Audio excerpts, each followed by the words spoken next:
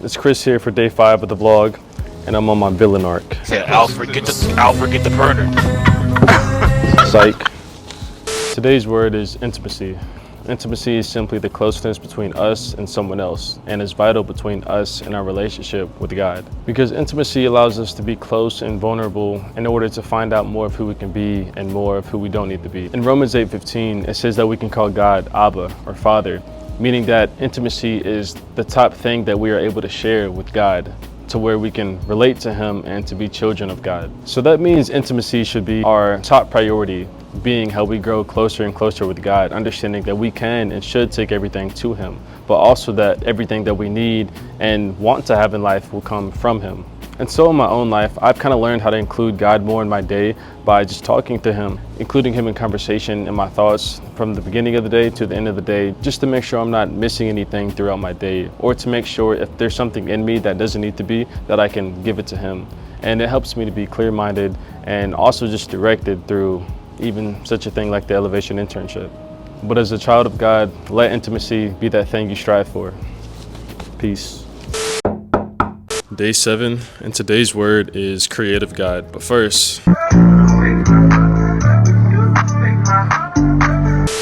kind of growing up, anytime I'd ever hear about an occupation related to church, it would always be just the word pastor. Pastor this, pastor that. You can pray well, you should be a pastor. And honestly, that was just kind of a scary thing to hear, and it kind of became like an unattractive thing to me as well, just because I didn't want to be a pastor. And so right now I'm a marketing major at UNC Charlotte, and I call today's word creative God because there are so many ways to serve the Lord, whether you be in the workplace or fully in ministry. And so with being on this Elevation internship, I've been able to see more creativity within people, all serving God, but all having such different personalities that are truly inspiring as well, just because growing up, I really had trouble associating things like purpose and creativity with God. Even though I grew up in church, I just never really had a relationship truly going out of high school until that changed. And I was really able to start seeing my life and just every part of it through the lens of God, and understanding that these things are from Him and can be for Him. And since then, I've been a lot more open and willing to see how God can use me in a creative way.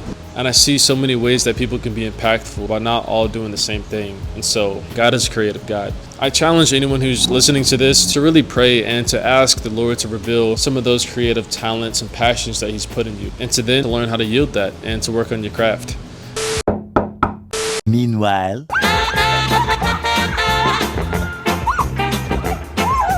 it's day 8. Today's word is, do you know who you are? In high school, I completely missed the point of actually following Christ and truly knowing what a relationship was. So as that led me to UNC Charlotte, it led me to bad decisions because I didn't know who I was, and I didn't know what I was actually supposed to do with such an opportunity of schooling. Up until that point, the accumulation of my decisions weren't going to lead me to anything worthwhile in the future, or wasn't going to allow me to be the person that I wanted to be that could make a difference. And so I had to ask myself, Chris, do you know who you are? And from then, I took time to really look back at my upbringing and to understand who was God and what is that supposed to mean for my life. And I mentioned that point because I was very far off from what it was truly like to live life with Christ. And I never associated things like purpose or identity with Christ, understanding that that would come from Him. And from that point forward, I had a decision to make. It's either I continue in my messiness or I press into God and to figure out this misunderstanding. And at that point, I came across the verse, Hebrews chapter 11, verse 6. Without faith, it's impossible to please God, because one who comes to Him must believe that He exists and that He rewards those who sincerely seek Him. But at that point, I really wanted to know who I am and what I was meant to do and who I could be.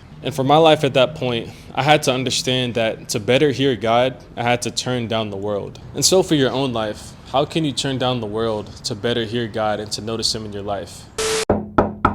Day 9, and today's word is GoPro.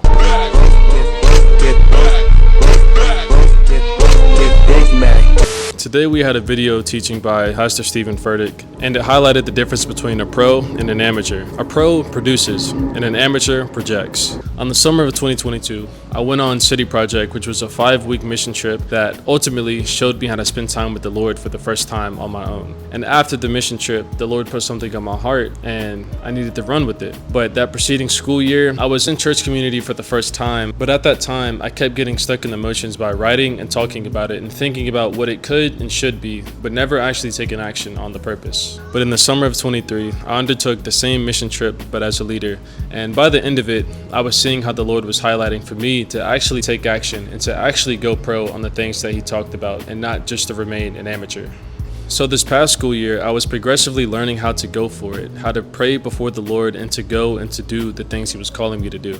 To understand how to go pro, God provides the answers to these 3 big points. Understanding my why, executing with who, and clearly communicating what. And with these 3 things, it takes consistency and prayer and watchfully seeing what the Lord is doing and providing to help you understand more of who you are and the purposes He's given to you. So I challenge you, seek the Lord and you will find all the things that you need.